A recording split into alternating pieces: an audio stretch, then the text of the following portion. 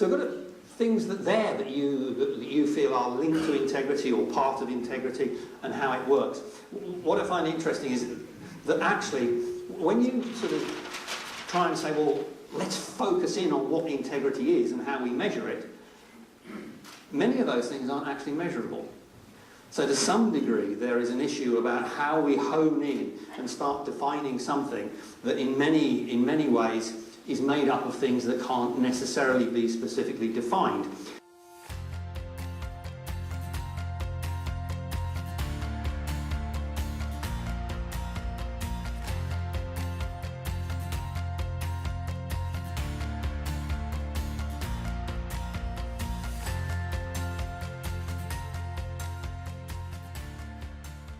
So, it's quite simple. If you want to be successful, leaders in your organisations, you, even employees in your organisations, have to be effective so they can do the job. They have to do it in the right ethical way. They have to engage each other so they're inspired to do whatever you want to do. And they have to be entrepreneurial and look for opportunity, because that's what the 21st century is about. Being entrepreneurial even in large organisations.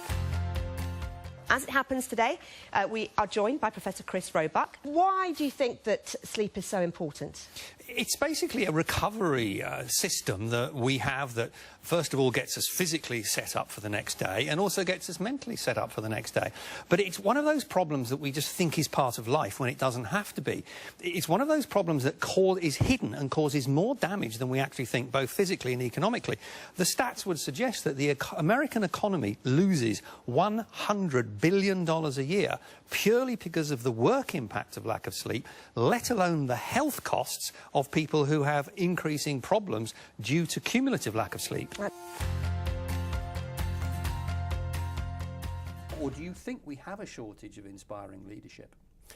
I do think there are different sorts of inspiring leadership, and the very strong, very public, out in the front, charismatic figure is one kind, but you can be equally inspired, I think, by people who lead more as servant leaders, to use a phrase that gets used in different sorts of contexts, where there's a dedicated, upright humility and ability about them.